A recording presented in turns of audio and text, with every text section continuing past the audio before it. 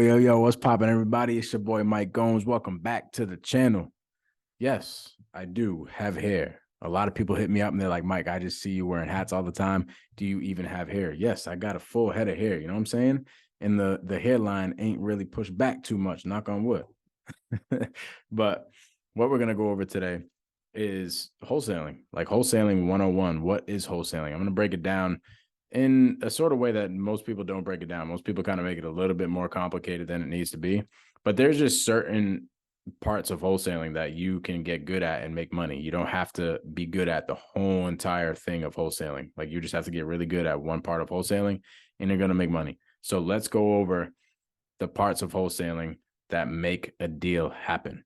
Let's go. So first off, let's go over what is wholesaling. Okay. All wholesaling is there's a property here, right? And let's just say this property is owned by Mark. Mark is the owner. And Mike comes along. And Mike says, hey, Mark, I will give you $100,000 for this property. And Mark says, yes, let's do it. I'm down. I want to sell my property for $100,000. I got this, that, and the other going on. Let's do it. Mike's like, okay, great. Let's put an agreement in place that says I'm buying your house for $100,000. This is what we call a purchase and sale agreement. We're going to say Mike has the absolute right to buy Mark's house and is buying Mark's house in the next 30 days or whatever the terms are for $100,000. Okay. Now we have this in place. This is what we call the purchase and sale agreement. What happens is Mike doesn't actually buy this house for $100,000. Mike goes out and finds, let's call this person Jack. Mike goes and finds Jack, who is a buyer. Okay, we'll call Mike the wholesaler. We'll call him wholesaler 1. Mike goes and tries to find Jack. Jack is a buyer. Jack's a fix and flipper or somebody who's going to hold on to this property long term. But Jack looks at this contract and says, hey, yeah, that looks like a good contract, Mike. What would you sell that specific contract for? Okay. But here's the thing. What Mike does all day, Mike is out talking to people like Mark, trying to get these contracts. So Mike doesn't really know Jack. Okay. So Mike, he needs to run into John. Let's call this guy John, okay? And let's call him wholesaler number 2.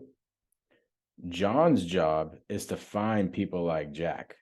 John doesn't waste his time talking to people like Mark. I'm not going to say waste his time. It's actually it's definitely not a waste of time going out and talking to sellers. But John spends his days talking to buyers like Jack, so that he can connect the dots for Jack, Mark, Mike, so that the deal gets done. So John says, hey, Mike, I see you have this $100,000 contract right here. I have a buyer for that. His name is Jack. He would buy this property for $120,000. Okay. Mike says, yeah, sure. Go connect me with Jack. That'd be great. So what happens is Mike sells this property, well, this contract, not the property. Mike sells this contract to Jack for $20,000. Okay. So literally all I'm doing here is Mike is selling the rights to this specific contract for $20,000. Okay. And at close, Mike gets the $20,000. Mark gets his $100,000 and Jack now owns the property. Now, Mike has received this $20,000 and John and Mike had an agreement that says, hey, we're splitting this thing up whatever way, right? Let's call it 70-30, right? So Mike agreed to Jack, hey, I'll give you 30% of my $20,000 if you find this guy Jack. And boom, John gets paid, Mike gets paid, Mark gets his money, and Jack now owns the property. That's what wholesaling is. But let's look at this. If you want to build a business, okay, There's two parts of wholesaling. Notice I said wholesaler 1 and wholesaler 2. So Mike is what we call in this situation an acquisition wholesaler. John in this situation is called a disposition wholesaler. So there's two different things. There's the acquisition and there's also the dispo.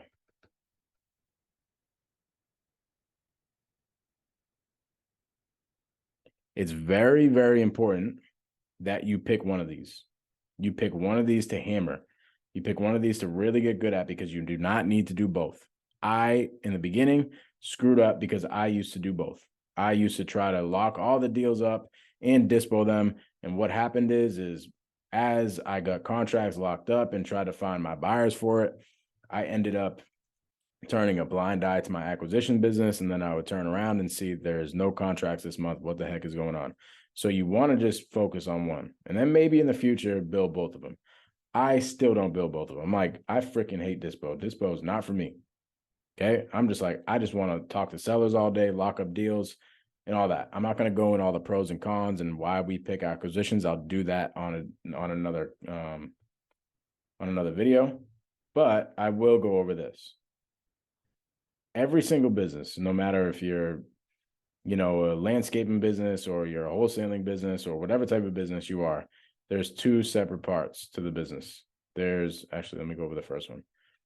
There's marketing, and then there's sales. Okay, same thing in here in Dispo. There's marketing, and then there's sales. Okay, for marketing and acquisitions, all you're doing is finding motivated sellers. Finding people that want to sell their property. Okay. And there's an infinite amount of ways that you can do this. Me and my team are actually putting out a program where we're teaching you exactly how to go out and find these motivated sellers. If you want to figure that out and you want to get in that program, shoot me a DM at the Mike Gomes so you can get into that. But yeah, marketing in acquisitions is just talking to motivated sellers, whatever way that you go about it. Okay. And then sales is once you find the motivated seller that raises their hand and says, hey, yeah, I would sell my property, then you got to bring them through a sales process and get the contract. Boom. After this, your job is pretty much done. There's a little bit more that goes along with it, like some transaction coordinating and all that type of stuff, but you made your money once you get this purchase and sale agreement signed. Dispo. You actually have two things that you got to market. You got to market to buyers. So you got to market to people like Jack in this situation and say, hey, I have a bunch of off-market properties. What's your buy box? Where are you buying? And da, da, da, da, da. And you got to keep in their wheelhouse. Okay. You got to talk to those buyers, make them your best friend. And then you also got to talk to wholesalers or agents so they can bring you all the deals. Because when Mike locks up a deal in his acquisition business, he's going to go over to, what's this guy's name, John, in this situation, and he's going to see if he can go find him a buyer. Okay, so Dispo, you're going to have to market to two different types of people. Actually, three, but two different types, I guess. Sales, and this is actually pretty easier. In Dispo, it's easier. However, it still is sales, and it needs to be treated like sales. But all this is getting an assignment agreement signed. So once this assignment agreement is signed, boom, the deal is going to get done. Everybody gets paid. Bada bing, bada boom. It's freaking great. This is easier. This process is much easier getting somebody to buy a property rather than getting a property under contract. Okay. Not saying that you don't need to be good at sales, because you do, but the sales process is much more necessary here. There's a lot more emotions that are involved here and all that stuff. A lot of buyers, all they are is they're just like, hey, I just want to buy the property at a certain number. Like, are you going to buy it or not? Are you going to sell it to me at that number or not? Okay. Not much needed for a sales process. However, I will tell you, if you are good at sales, you're going to get better assignment agreements. You're going to get a higher conversion rate on how many deals that you're actually getting locked up. And also you're going to end up getting higher assignment fees if you're better at sales. The reason why I brought this up is because in the beginning, I was trying to do both. And I thought that wholesaling really meant that you have to go out, get a contract, then go out, market to a bunch of buyers and sell that contract and the whole nine. You do not need to do that in order to make money. Literally, all we do in our business is just get contracts at the contracts at the contracts at the contracts at the contracts directly to a seller. Okay. We don't do any of the dispo. The dispo, in my opinion, is just not for me. I'm not saying it's a bad way to go about it or anything like that. I'm just saying it's not for me.